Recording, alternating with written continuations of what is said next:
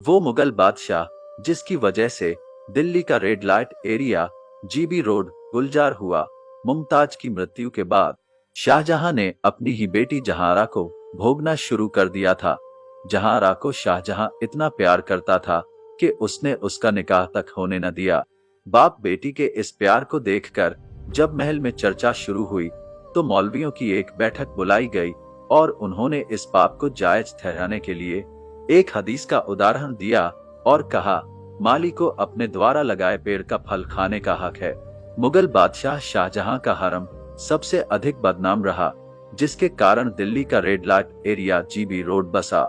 शाहजहां के हरम में 8,000 रखेलें थीं, जो उसे उसके अब्बू जहांगीर से विरासत में मिली थी। उसने अब्बू की संपत्ति को और बढ़ाया।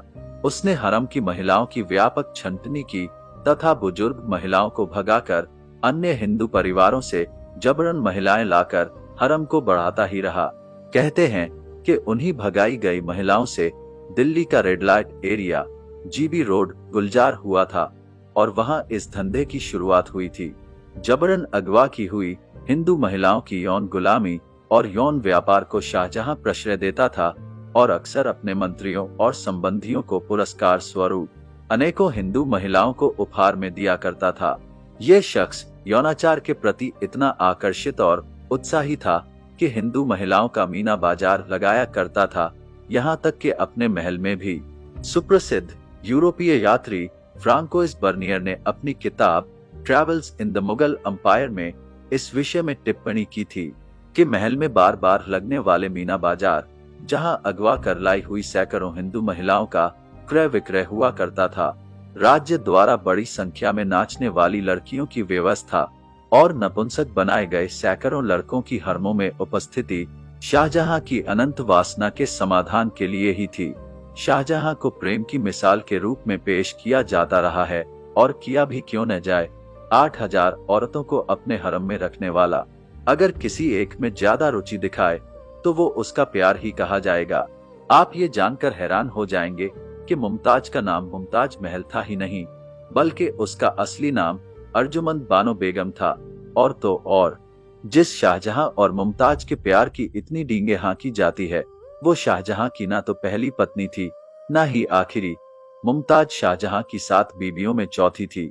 इसका मतलब है कि शाहजहां ने मुमताज से पहले 3 शादियां कर रखी थी और मुमताज से शादी करने के बाद भी उसका मन नहीं भरा तथा उसके बाद भी उसने 3 शादियां और की। यहाँ तक कि मुमताज के मरने के 1 हफ्ते के अंदर ही उसकी बहन फरजाना से शादी कर ली थी, जिसे उसने रखेल बना कर रखा था, जिससे शादी करने से पहले ही शाहजहां को एक बेटा भी था। अगर शाहजहां को मुमताज से इतना ही प्यार था तो मुमताज से शादी के बाद भी शाहजहां ने 3 और शादियां क्यों की?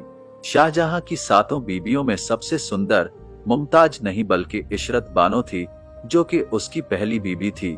शाहजहां से शादी करते समय मुमताज कोई कुंवारी लड़की नहीं थी, बल्कि वो भी शादीशुदा थी और उसका शौहर शाहजहां की सेना में सूबेदार था, जिसका नाम शेर अफगान खान था। शाहजहां ने शेर अफगान खान की हत्या कर मुमताज से शादी की थी। गौर करने लायक बात यह भी है कि 38 वर्षीय मुमताज की मौत कोई बीमारी या एक्सीडेंट से नहीं, बल्कि 14वें बच्चे को जन्म देने के दौरान अत्यधिक कमजोरी के कारण हुई थी। यानी शाहजहां ने उसे बच्चे पैदा करने की मशीन ही नहीं, बल्कि फैक्ट्री बनाकर मार डाला था।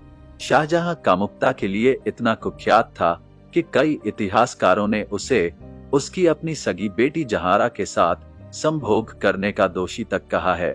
शाहजहां और मुमताज महल की बड़ी बेटी जहांरा बिल्कुल अपनी मां की तरह लगती थी, इसीलिए मुमताज की मृत्यु के बाद उसकी याद में शाहजहां ने अपनी ही बेटी जहांरा को भोगना शुरू कर दिया था। जहांरा को शाहजहां इतना प्यार करता था कि उसने उसका निकाह तक होने न दिया। बाप बेटी के इस प्यार को देखकर जब महल में चर्चा शुरू हुई तो मुल्ला मौलवियों की एक बैठक बुलाई गई और उन्होंने इस पाप को जायज ठहराने के लिए एक हदीस का उदाहरण दिया और कहा, माली को अपने द्वारा लगाए पेड़ का फल खाने का हक है। इतना ही नहीं, जहांरा के किसी भी आशिक को वह उसके पास भटकने नहीं देता था। कहा जाता है कि एक बार जहांरा जब अपने एक आशिक के साथ इश्क लड़ा रही थी तो शाहजहां आ गया, जिससे डरकर वह हरम के तंदूर में छिप गया। शाहजहां ने तंदूर में आग लगवा दी और उसे जिंदा जला दिया।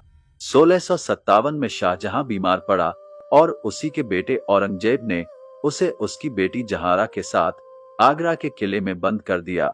परंतु औरंगजेब ने अपने बाप की अय्याशी का पूरा इंतजाम रखा।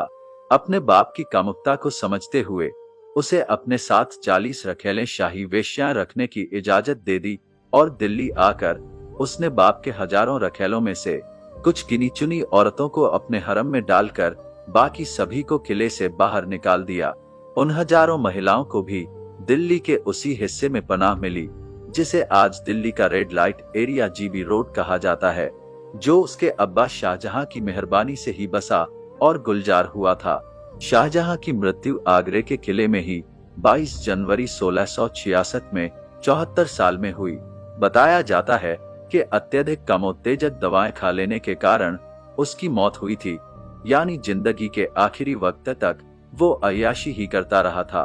अब आप खुद ही सोचें कि क्यों ऐसे बदचलन और दुष्चरित्र इंसान को प्यार की निशानी बताकर महान बताया जाता है।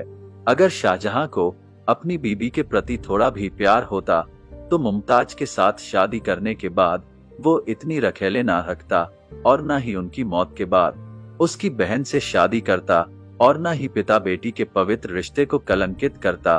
क्या ऐसा बदचलन इंसान कभी किसी से प्यार कर सकता है?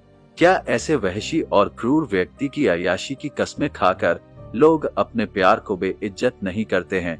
शाहजहां को प्यार नहीं, हैवानियत की हवस थी। उसने अपने अहंकार और शरीर में जलती हवस की ज्वाला को शांत करने के लिए मुमताज से विवाह किया था, न कि उसकी सुंदरता से। जिसने कभी औरतों की इज्जत ना की हो, वो प्यार की इबादत को क्या समझेगा? इसलिए ताजमहल को मुमताज की याद का मकबरा कहना गलत होगा। दरअसल ताजमहल और प्यार की कहानी इसीलिए गढ़ी गई है कि लोगों को गुमराह किया जा सके और लोगों, खासकर हिंदुओं से छुपाई जा सके कि ताजमहल कोई प्यार की निशानी नहीं, बल्कि महाराज जय सिंह द्वारा बनवाया गया भगवान शिव का मंदिर तेजोमहल है। इतिहासकार पिएनोक ने पुरातात्विक साक्ष्यों के जरिए बकायदा इसे साबित किया है और इस पर पुस्तकें भी लिखी हैं।